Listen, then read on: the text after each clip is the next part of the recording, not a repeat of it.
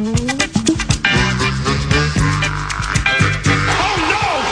well. Shall we begin? I gotta turn this down, Bob. The season can't end like that! #Fade Radio. I'm a kid, so I call it KFAN. That's my Uncle Paul.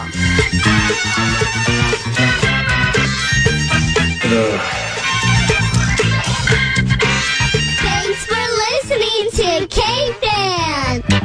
Let's go. Let's go, everybody. Let's go. Good morning.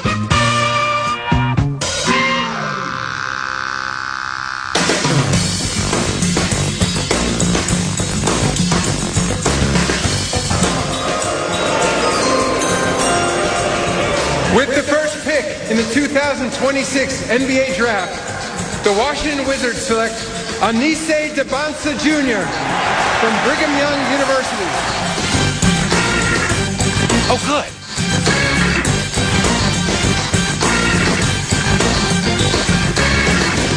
With the 28th pick in the 2026 NBA Draft, the Minnesota Timberwolves select. Yeah, we didn't have a pick. Well, I don't know about that, PA. I saw that Jefferson cat with the Wolves hat on. How about that? That means he's joining the team, and that's why we have our first guest in 9 to noon. Is he's going to break down how he fits into Finchie's lineup? Isn't that right, PFox? Said guest is Parker Fox at ParkerFox24 via X. With the 28th pick in the 2026 NBA Draft, the Minnesota Timberwolves select Judy Eby. Nat, good morning. Good morning. I got fooled too. Well, maybe I didn't get fooled, but I didn't watch the draft last night. Mm-hmm. So when I woke up this morning, thinking Trader Tim, might want to get back into the end of the first round, middle-ish of the first round for the 6'7" Spanish guard. Just to see what happened. I'm like, damn, man, he went and got his pick back. Yeah. So this is ESPN.com. I don't know what it looks like now, but same thing Nordo just referenced. I saw a Wolves logo. I start researching Jefferson from Iowa State. Yeah. About to send you a text, given soon-to-be brother-in-law played with said Jefferson. Yeah, I know. And then it was like, Judy Eby. what happened? How come you don't have the Nets logo on this thing? And good morning. Good morning. I still don't understand it because that trade went down with the Julius Randle bit, right? So we gave Julius Randle to Brooklyn with that 28th pick, and then we got Brooklyn's 33rd pick. So that's going to be today. We're going to have the third pick today. Mm-hmm. But Joshua Jefferson would have fit this team so well, and he's a guy that he was really my guy when I looked at that 28th pick. I said, of course he was. If Josh Jefferson is around and he's a guy that you can go get at this point, oh my goodness, he's versatile, he's physical, he's a power forward, he's got good vision, he can handle the ball, he can play make. His jump shot is workable, but he offers so much explosiveness to a lineup, and I thought he would have fit perfectly, especially defensively, with what the Wolves want to do. But nonetheless, that's going to Brooklyn. What's this radio station? You're listening to my dad and Uncle Paul on the Fan. On what? KFAN is my favorite station. Yeah, we're kids, so we call it KFAN. Anything big at the bank today? And when certain rates head the right way in a hurry, do bankers high five? Oh yeah, a lot of high fives, a lot of love, a lot of dapping up, a lot of fist bumps, a lot of cheering, a lot of $2 bill exchanges. The old $2 bill. Are you making plays for First Resource Bank and Banker Tim in ambassadorial fashion, young man? You know it. I haven't seen Tim in a while though. I got to get out to the horse track maybe to see Uncle Tim there. Saturday, moral dilemma, stakes race, Dark Star Cup. That's what I hear. Don't leave without him.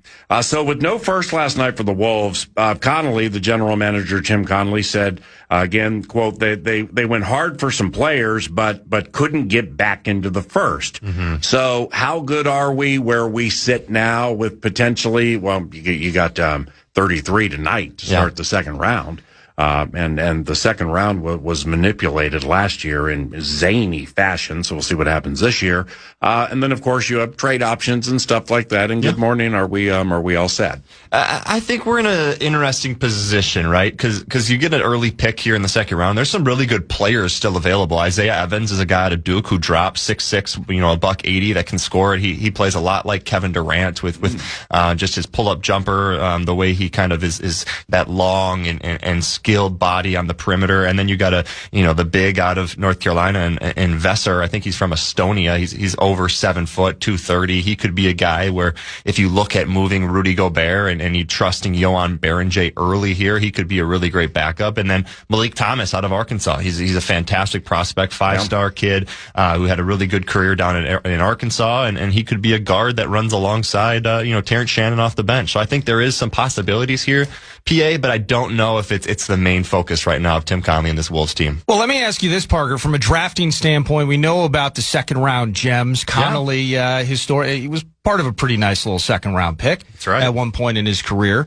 At what point do you think in the NBA draft, the way we talk about like filling needs, best position available, when do you just start looking for the tooliest or the skill set broadest player? Yeah, like Berenjay. Versus, as you mentioned, it's like Malik Thomas he's got a freshman season. He's got to work on shooting here or defense there. Yeah. At this stage, of course, all these players are going to have a wart or two. But at some point, it's like, do I really believe that in 2 years he's going to be a depth guard, a 6th, 7th guy off the bench? Or, wow, this guy's a raw, athletic dude from Uzbekistan. And I want to take a flyer on him. When do you start to transition into that period? Well, and then there's also Braden Smith's available, right? All-time assist leader in college. And the Boilermaker. In the Boilermaker. And you're looking for a guy to fill in the point guard kind of role on your team, right? So I think that's a great point, Nordo, is where do you want to go with that? And I think Tim Connelly's been great at that in his career. You talk about Nikola Jokic, drafting him during a Taco Bell commercial. So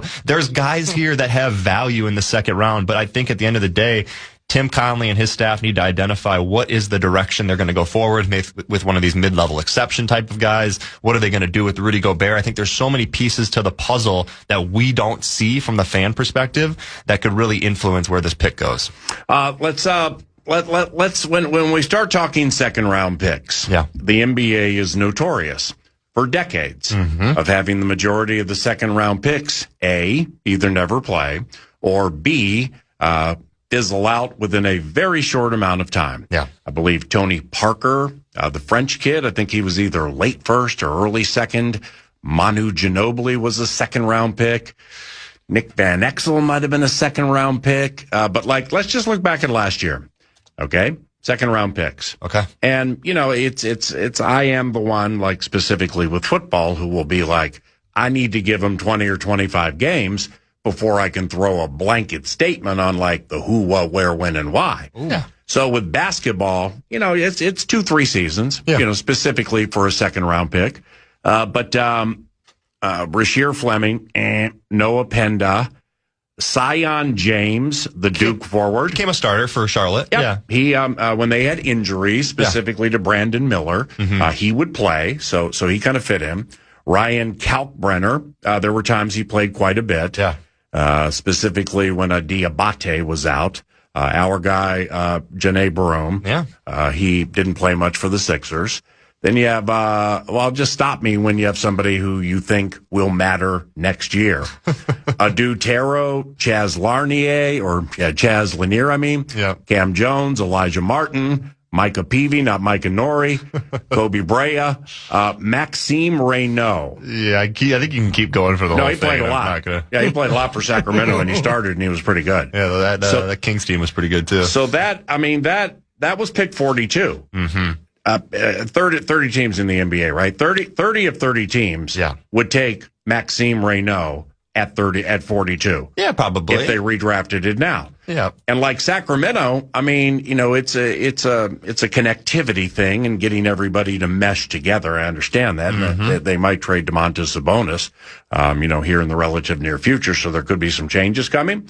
But for the Sacramento Kings, I don't know when and I don't know how, but that Darius Acuff Jr. they got, I remember talking about him during the NCAA tournament. I mean, I think they got him at like 7 or something like that. Yeah. So that's a pretty good pick by them. Acuff Jr., right? Yeah, that's a fantastic pick. He's gonna be a star. He's got to continue to grow, and he's got to continue to develop his game. But I mean, he shot the ball at nearly 45% from 3 this year. Yeah. He's a lackluster defender. He doesn't defend at a very high level. I think his size doesn't help him out there as well. He's 6'3", $190. Yep. But he puts on a little bit more weight. He figures out how to defend the ball screen because he's going to be guarding a lot of point guards. Once he's able to do that, he's going to be able to take a step forward, and he's a really good decision maker. So I think he's got a bright future. Now, the draft a couple of years ago where you give them a year, because it's a big boys game, and, a lot of them are coming out when they're, Dillingham was 18, 19, just turned like 21, something like that. So give them a year. But like 2 years ago in the second round, Jonathan Mogbo for Toronto, pick 31. He plays. Kyle Filipkowski is a wonderful second-round pick. Yeah, he is. That was 32nd overall out of Duke by Utah. He can shoot. He can rebound a little bit, so they did really well with that. Tyler Kolek, 34 for the Knicks, backs up Jalen Brunson, plays okay when they need him. He had some good run this year, too. Didn't really in the during playoffs, the regular season, during the regular season, he had some good run. Johnny Furphy played a little bit for Indiana, but they had a million injuries. Yeah. Ooh, A.J. Mitchell. 38, Oklahoma City. Now that plays perfectly into the conversation where when you're playing around Shai Gilgeous-Alexander, you're playing around people who know how to play and know how to raise you because even if we're raising you during games, weeks, months, or seasons, and it looks like we're going to lose, well, then we're just going to put you on the bench and put the right guys in and win the game and try to raise you next game. Well, yeah. So they did a good job with Mitchell. Really good job. And then they did a really good job last night with Bennett Sturts. That was Memphis's pick, and it ended up getting traded to OKC. Bennett Sturts is as good of a guard as there was in college basketball last year. He was a D2 All-American, transferred up to Iowa eventually, and became one of the best players in the country. And now he's going to go learn from Shai Gilgeous-Alexander on that bench. That's going to be special. The second round, a couple of years, maybe the second round's getting better. I mean, Adam Bona played a fair amount for the Sixers, was okay. Jalen Wells played a lot for Memphis. He's okay. Played a lot. Iguodaro for Phoenix. Jamal Shed. Yep, Jamal Shed. Defensive. He was Defensive Player of the Year for Houston, I believe. Cam Spencer. Year they drafted him, you got Cam Spencer. Yeah. They can be had, but to Nordo's point, it's an interesting situation on an older team like the Timberwolves, where looks like Berenjay is going to get, 15, 25 minutes, maybe more than that next year. Yeah. Terrence Shannon Jr., start playing him a little more. But then with this pick, the pick doesn't necessarily have to play now. No. But I mean, whether it's best player available or pick for need, like Jamal Shed backs up Emmanuel Quickly. Yeah. Quickly's hurt every minute of the day. So much. So Shed had to play a lot. Yeah. And was Toronto great? Not great, but I mean, Toronto had some formidable moments. They won a playoff series. But you can put Shed in a game, even though he can't score. So you can take his skill set, play him 28 to 34, 3 weeks while you wait for Quickly and not get obliterated. Yep. See, so that's like the 6'7" Spaniard, the Lakers got him, Sergio Delaria. Well, I mean, I was a little steamy on him, quite honestly, and I wouldn't be surprised if the Timberwolves tried to get into the end of the first round to get him, but couldn't find their way to pick 25. Yeah. So that's like somebody that really, really interested me. Somebody who can run the point efficiently. It's Dillingham take 2. Yeah. But not that high. Just somebody who can run it efficiently. You're a quarterback. You may be the Gardner Minshew of the NBA, but Minshew started a bunch of games. You may be the Nick Mullins of the NBA, but he knows how to play the game. Yeah. Just you don't have to be the fastest, shoot the most threes, or have the highest leaping ability. Just run the offense, run it the right way, stay in front of your guy, learn quickly whether we go over or under picks and how to handle the isolation game. That's really all we need. That's all they ask of you early, right? And I think if you're a guy like Isaiah Evans, who you thought you're going to be a first-round pick, and you drop, and you're going to go early in the second round, you are. Like, it doesn't matter where you go, but can you do the right things that earn you a second contract? And then you get the possibility of moving on to there. That's Parker Fox. Thanks to Continental Diamond in St. Louis Park. Nordo produces. I'm Paul Allen. It's all part of the TimberTech What's on Deck set list. You're listening to 9 to Noon on KFAN. Parties around the corner here, including tomorrow night.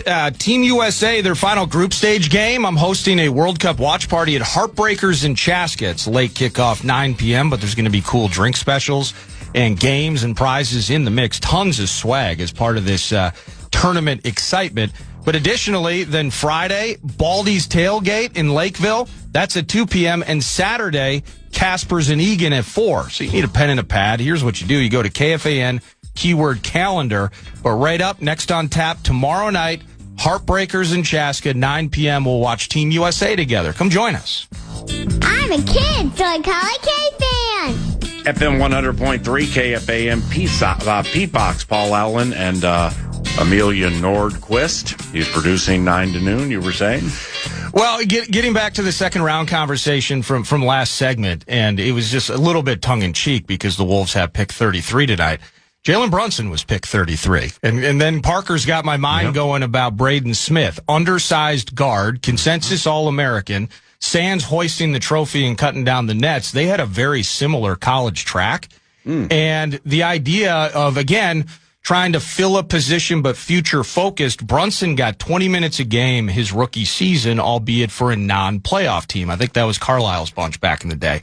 They get to the postseason the next year, pairs his minutes back at just a little 10, but then he's back at it, and we know what that trajectory looked like his final 2 years with the Mavericks before he's now in New York. But I was just, that kind of had my mind thinking where at some point it's just find a guy that looks like there's a project and a future and a pot of gold at the end of the rainbow. But Jalen Brunson's another good example of a productive, super high-end productive second rounder. Yeah, and how about the Big 12 Player of the Year in Jaden Bradley out of Arizona? Like, he's a guy as well who's still available. He's not a high-volume three-point shooter. He doesn't make the best reads, but like, there's a reason why he won Player of the Year. There's a reason why he was the lead point guard on Arizona who went 36-3. Like, he's a great prospect too. So I think there's players here. If you're looking for a point guard, there's about 4 or 5 names that I can see on this kind of top 15 best available list that would really fit well with Anthony Edwards. Well, who are they and why do you like them? Well, I mean, we mentioned Braden Smith. Braden Smith's the next Jalen Brunson. I'm convinced of it over the last 3 minutes. I like that one. I just mentioned Jaden Bradley. He was fantastic down in Arizona. There's this kid out of Germany who was actually supposed to go to Gonzaga. He played for Alba Berlin. His name's Jack Khalil, and he's supposed to be a combo guard, big, strong frame, kind of Jalen Brunson looking like, with just maybe a little bit of body fat still on you, but you're a strong guard. I love Malik Thomas. I mentioned his name as well. He was a freshman at Arkansas last year. Yeah. And then there's a kid out of Louisville, Ryan Conwell, and he can shoot the heck out of the ball from 3. So between segments. And I wasn't aware of this, and it doesn't mean it's right, what Parker said to me, but if it is right, it's a shame. So you're telling me that because of the money Julius Randle was set to make last year, and now he's gone, the Timberwolves don't have Nickeil Alexander-Walker. Well, yeah, Nah became a free... That's analogous? Well... Because Nah chewed it up for the Atlanta Hawks last year. Yeah, well, Nah became a free agent after his years with the Timberwolves, and part of that kind of situation was the contract. The money was not there to re-sign Nickeil Alexander-Walker. He ended up taking more money down in Atlanta, and then, like you mentioned, he averaged 21 points and started and played 33-plus minutes for the Atlanta Hawks this year. He was their second leading scorer down in Atlanta, so like, he's a guy I think a lot of Wolves fans look at and say, we should not have given him away. We should have found a way to get the money to re-sign Nah. Okay. Yeah. So this is fan related frustration that's percolating a little bit, yeah. And people are catching strays because people are upset Julius is gone and we didn't get anything like name wise or player wise tangible in return. Well, is there any aspect of this, too? Julius is under the contract that he got on the front end of his time here, right? Yes, that's exactly right. Okay, so following that first postseason where they had to make a decision on Nickeil Alexander-Walker, and Julius Randle, while it didn't look good in the conference title series, was absolutely A-plus terrific in that run. I would have to argue, and we go hindsight now, right? Like you're kind of your pockets turned out. It's like we traded Cat for a guy that's no longer here, and then a guy we dig, but the Achilles bit pops.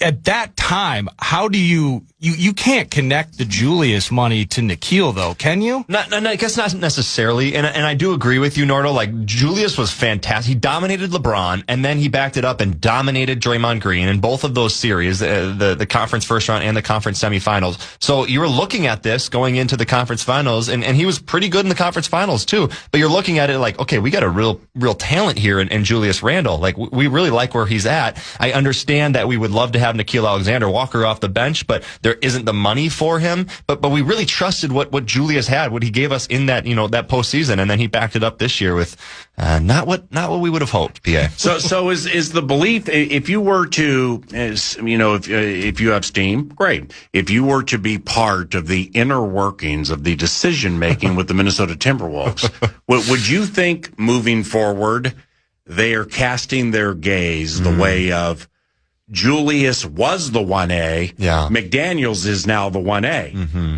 Do you think that's part of it? I think so, because I just don't see us having the assets or the ability to go out and get like a home run hitting type of Kawhi Leonard or Kyrie Irving or something like that. Now we still could move Rudy Gobert, and there could be some pieces that happen there. But I think there's a lot of trust in what Naz Reid will give us at the starting four position. I think Tim Conley and his staff really trust in what he can be, and then I think they're really putting the kind of the emphasis on, can Jaden take that next jump? Can Jaden go from a really solid small forward in this league to a top 5, top maybe 8 small forward in this league? Well, if you were to slice the pie, mm-hmm. the symbolic pie as to the reasons or reason, at times high end offensive player, mm-hmm. High end passing big, He's a high-end passing big man, mm-hmm. one of the best in the NBA. And when the tenacity and the want to is there, his rebounding's quite good too. Mm-hmm. Okay, so that's Julius Randle. Yeah. So if you have this symbolic pie, for it to all be the entire pie, I think is impossible. Yeah. So in other words, the way I'm looking at it is the majority of said slicing mm-hmm. goes the way of, and I'm speculating here, it's over. I mean, he doesn't want to be here, and we need to move on, or we don't want certain things here, and we need to move on.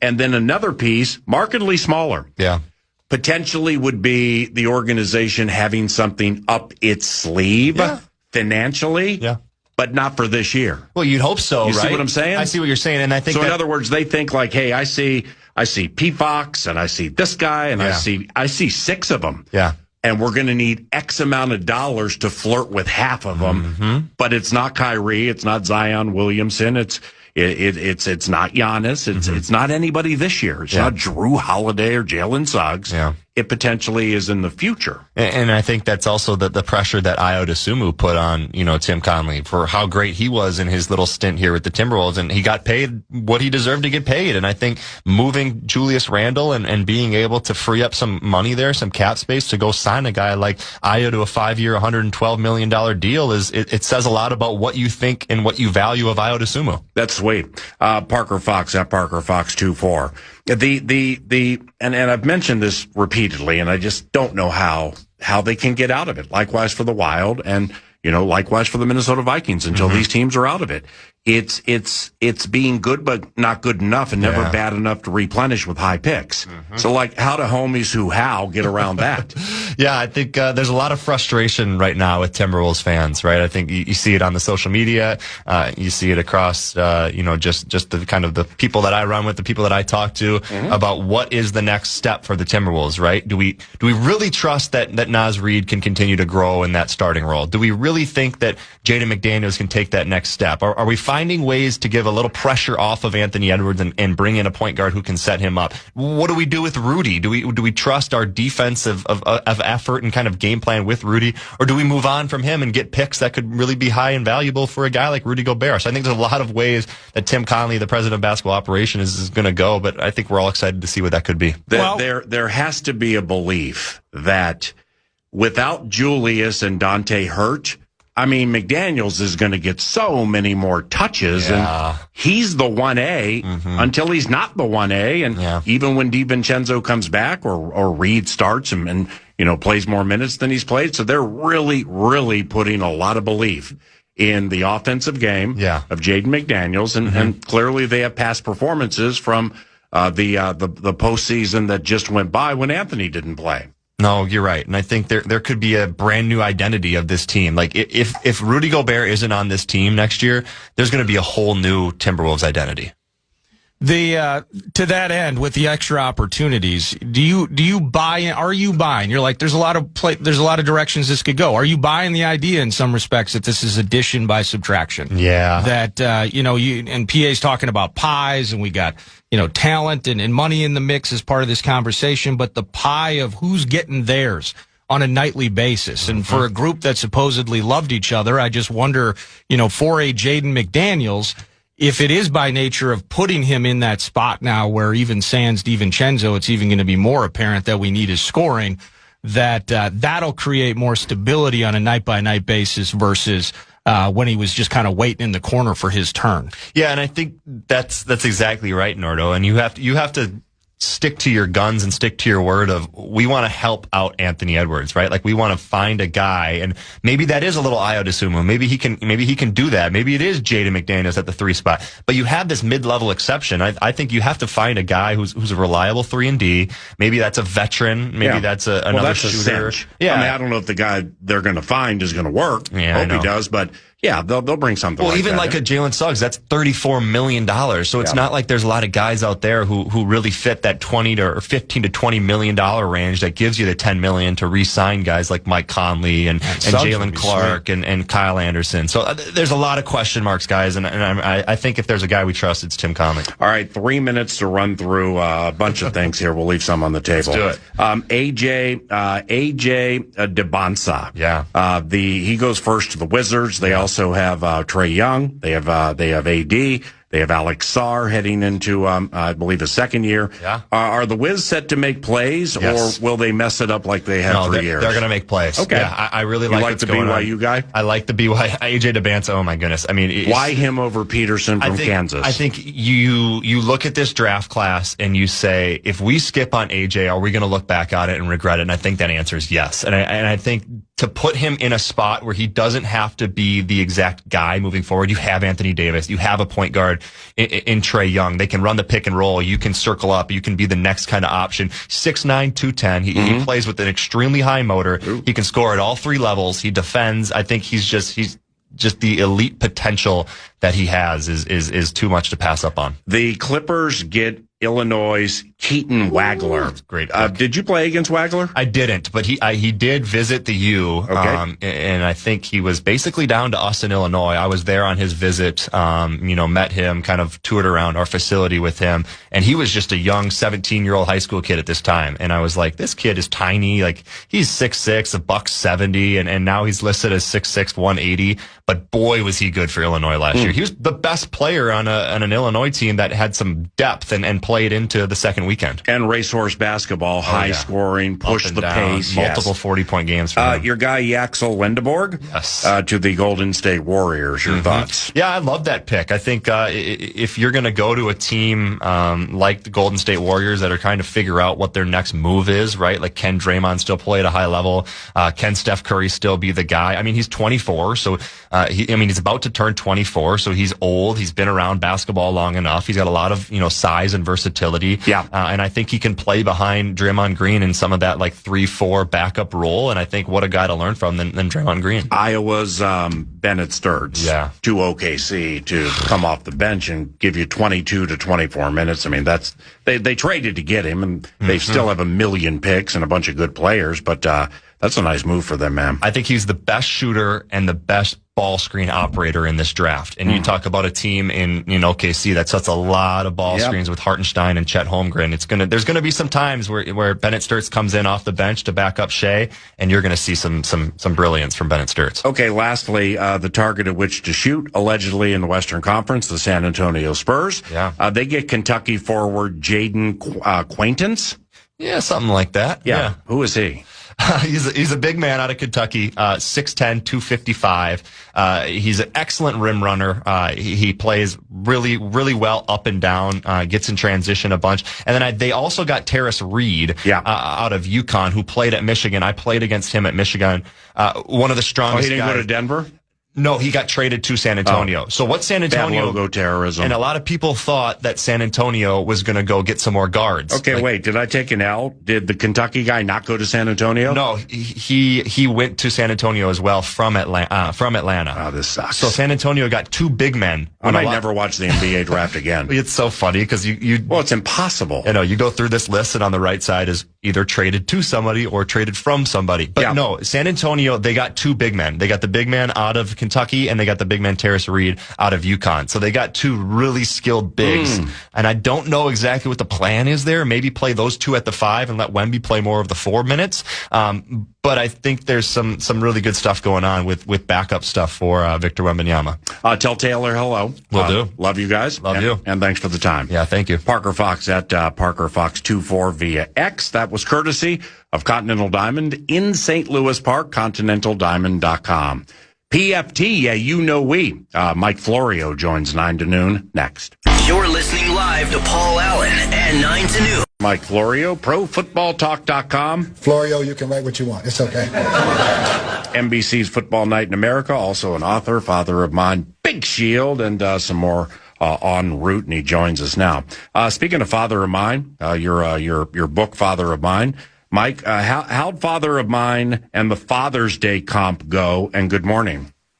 Well, we made the book free, ebook, not the print book, over the weekend, and many people who apparently didn't already have it decided to download the free ebook. It was a little gift to anybody who happened to be visiting us this weekend. We're at the time of year where, especially in the weekends, summertime, people not working, when they're not working, they're far less inclined to visit not work-related websites. So the summers in June, July, those weekends, it can be a little quiet, but, things really haven't been quiet in the NFL. I'm still waiting for the slow time to begin. Well, the reason for the text, and we greatly appreciate you making time for us. Beleaguered quarterback Brendan Sorsby, and I followed it closely at ProFootballTalk.com and other places. But your most recent book, Big Shield, Sorsby almost sounds like a Big Shield character, a figure from Big Shield with 9,000-ish sports bets, good, changing schools, $4 million NIL from Texas Tech. Might not have to give back any of it, and he's going to pave a way to get into the NFL. And then the Shield says no. So why did the NFL opt to not offer a supplemental draft? I think at the end of the day, there was a sense, and it became unmistakable after Sorsby won a ruling from a Texas state judge on June 8th that his NCAA eligibility would be restored while his lawsuit went forward, which meant he was going to be able to play for Texas Tech this year. Once that happened, it triggered this outcry, and there's this sense that he hasn't been punished. How does he properly receive a punishment for what he did? And I think the NFL was swayed by that. They wanted to come up with a way to basically suspend him for a year.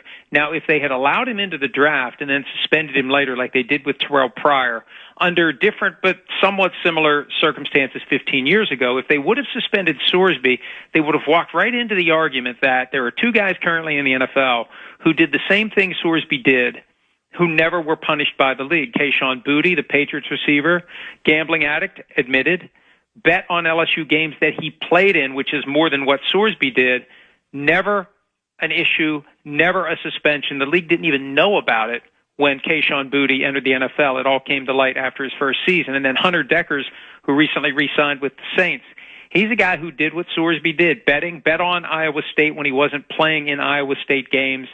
He ended up losing his eligibility permanently. He played community college football for a year, went into the draft, and the NFL never said anything about it. So if they would have tried to suspend Sorsby after letting him into the draft, they would have had a tough time distinguishing Sorsby's case from Boutte and Deckers. So let's just slam the door and not let him in. We get the end result. We get the 1-year suspension. He gets the punishment. The NFL exacts the pound of flesh, and then he can enter the NFL next year. And I really do think that someone high up on the letterhead at 345 Park Avenue, possibly the guy who runs the show, wanted this outcome, and then it was for the lawyers to find a way to get through the maze to get to where the commissioner wanted to be, which is we're not letting him in, which means he's suspended for the year, even though we aren't suspending him.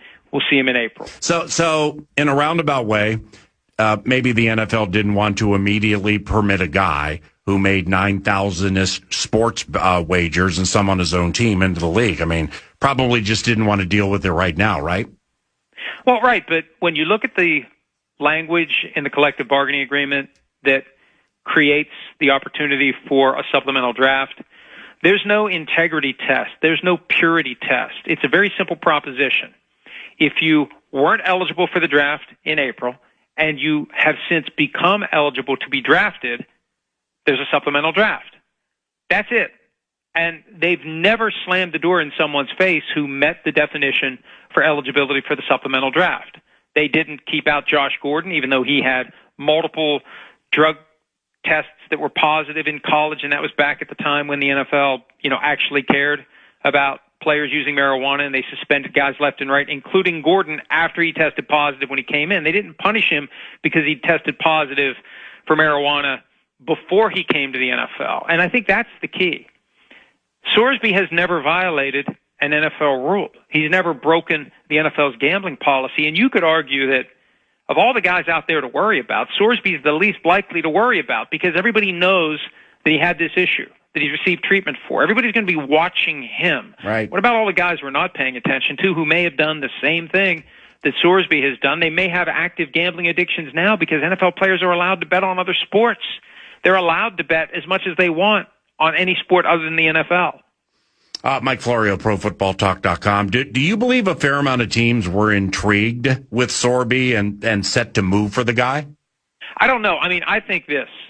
And I remember when the Vikings pounced on Josh Freeman after he fell out of favor in Tampa Bay. Remember that? 2013, I think Yes. it was. The Vikings brought him in. Before you know it, he was playing a Monday night game against the Giants. It's so hard to find a franchise quarterback that if there's an opportunity to possibly get one, you can't just turn up your nose at it. You got to put in the work. And I think for Sorsby, teams were in a position where we got to look at the film. We got to do our homework on this guy as if he was in the normal draft class. And we need to look at this other issue and understand what protections he has in place to avoid a relapse moving forward. But given the chance that this guy could become a short-list franchise quarterback, you got to do the work. You got to kick the tires. You got to do more than kick the tires. You got to look under the hood. You got to take it out for a test drive. You got to do all your research because there's a chance this guy becomes one of the top 4 or 5 quarterbacks in the NFL. We don't know what's going to happen, but there's a chance. So I think the mere fact that there was a chance this guy could become a great player at the most important position on a team, everyone who doesn't have a current year in and year out franchise quarterback, and I think that list is fairly short, everybody else should have been doing a full and complete workup on Brendan Sorsby, and they should continue to be doing that workup with everything that he does between now and next April. Can the NFLPA get involved even if Sorsby is not in the league? Yes, and this is where it becomes delicate for the NFLPA. And I was reading the Maurice Claret legal opinion from 22 years ago. He had tried to get into the draft, arguing that the 3-year minimum wait after you get out of high school is improper and unfair, etc. And in the opinion, there's an acknowledgement that the union does have, any union does have an interest in protecting its current membership against being displaced by non-members. He's not a member of the union. So if the union joins with Sorsby and fights the NFL's application of the CBA, what the union's essentially doing is creating a scenario where when Sorsby gets drafted, he's going to supplant a current member of the union. When you bring a guy in, what happens? 90-man roster, somebody's gone. When you hold a guy onto the 53-man roster, what happens? A current union member is going to lose his job. And I think it creates a very sticky situation for the NFLPA because I could see the union looking at this and saying this is just wrong, but Sorsby's not currently a union member. Anything we do to help him necessarily hurts a current member of our union. Can potentially a dumb question here, but can somebody just make it an all-out rodeo and sign the guy now? It's amazing how often that's come up over the course of the last day, because this doesn't happen very often. I've had many people ask me this. You can't be signed by a team until you have been available to all teams through a draft one time. And once you go through a draft, if you're unselected, then you can sign as a free agent. But you just can't go through the back door and go sign with a team if they don't let you in the draft. You have to be in a draft, whether it's in April or whether it's a supplemental draft, before you can sign as a free agent. So Sorsby cannot be signed by anyone. He has essentially been suspended for a year without being suspended for a year. Mike Florio, PFT, yeah, you know we, and author of the book Big Shield. A couple of quickies to close here. And with Sorsby, any idea if he's actually NFL good and, like, worth all of the talk and trouble? His agent, Ron Slavin, was on PFT PM the other day, and he said that on New Year's Eve they got a call from a GM. Like, are you sure you want to go back to school for another year? And in the pre-NIL era, Sorsby would have been in the draft this year. Right. But when you look at a guy who had an opportunity to go to Texas Tech and make $4 to $6 million, and possibly not 46, 426, and possibly have a Fernando Mendoza type of a season. A year ago, no one was saying, hey, Fernando Mendoza is going to be the top pick in the 2026 draft. No, he needed that last year. You get more starts, you have a good year, you win the Heisman Trophy, you win the national championship, and then the next thing you know, you're the number one overall pick, and you're making $50 million instead of, $14 million that the guy who's taken last in round one makes. So right. That's why he decided to stay for one more year and not come out. But obviously, in hindsight, he should have just come out. He should have just been in the draft in April, because nobody knew about any of this before he was drafted, or would have been drafted. Time for 2.5 more minutes. Time for 2 more. Mike wrote about our friend, 9 to Noon's friend, former Wolves assistant, Mike Inori, new coach for the Portland Trailblazers. The 1-year deal he received with a 2-year team option. In what ways could that be eye-opening for NFL teams, maybe even the next hiring cycle? Well, when you think about the competition for NFL head coaching jobs, the supply of available candidates far outweighs the demand. Even when 10 jobs become open like they did this year, there are far more than 10 guys who are good enough to take those jobs. And it puts the teams in a position of strength when it's time to negotiate. So if you're offering, pick a candidate. If you're offering Brian Flores a head coaching job, now I know that there are other issues associated with his candidacy, but what if a team would say, we're only going to guarantee the first year of your contract? Is he going to say, no, I don't want a head coaching job? Or is he going to say, well, that's fine, I'll do well enough that you're going to want me for year 2 and year 3? So you could see the NFL try to do something like this and minimize the buyout. How many guys get saved every year because of what it would cost to pay them to not coach you? That happens every year. And the closest the NFL's come to it, in 2014, Rex Ryan was entering his last year under contract with the Jets. He got a multi-year extension. But you know what? Only the first year of it was guaranteed. So he was guaranteed 2014 and 2015. Nothing beyond that, even though the contract ran longer. He coached 2014, he got fired, he got a 1-year buyout. So I could see a team looking at this and saying, hey, there's a way to do this. I could see Jerry Jones absolutely doing it. And for all we know, because these contracts don't get publicized, for all we know, Brian Schottenheimer had a 1-year guarantee. Right. You think Brian Schottenheimer is going to say no? 15 years after it looked like the window closed on him ever being an NFL head coach. Right. If Jerry Jones said to him, we're only going to guarantee you the first year, do you think there's any way that Schottenheimer would have said, nah, I don't want to be a head coach? He'll agree to that. And that's the thing. Every year there's going to be guys who will agree to basically no buyout if you get fired after the first year. 46 seconds, you get it all. I'm taking it. PFT. The Rams are just so different than everybody else, Mike. I mean, teams can carry up to 90 players this time of the year. The Rams have 84 on their roster right now. They're just so different. Why do you think they have those open spots, and maybe they're sitting back on a veteran pass rusher or two they can sign before the season? Well, I mean, the question is, how many guys do you need to get through the off-season program? Do you need 90 guys to get through the off-season program? The Rams decided they didn't. And now that the off-season program's over, there's no reason to go out and sign guys. You hold those spots so you can go out and do what you need to do when free agency, or when training camp, rolls around in late July, early August. So you don't have to have 90 guys. 90 is the maximum. You can have as few as you want and that's what the Rams are deciding to do. PFT, yeah, you know we. Florio, you can write what you want. It's okay. Have a good day. Talk soon. Bye. Yeah, bye. Mike Florio, ProFootballTalk.com, author of a book called Big Shield. KFAN Sports Time is 9:56. Eric Nordquist produces, and I'm Paul Allen, and we have a talkback machine. It's connected to the free iHeart Audio app. Go to the iHeart app and find KFAN. Should be a preset by now. The leader, though. Find a microphone and formulate opinions starting with this. State of the How, Timberwolves, NBA draft last night, didn't have a pick. We got 33 tonight. Is there a player you love? The Julius Randle trade with what appears to be a salary dump. We left myriad How-related talkbacks on the metaphorical cutting room floor yesterday, and we have carved out a fair amount of time for those of you to chime in and let us know what you think about the state of the Timberwolves right now. Free iHeart Radio app, you know what to do, and we'll start running those talkbacks around the corner, and this is 9 to noon.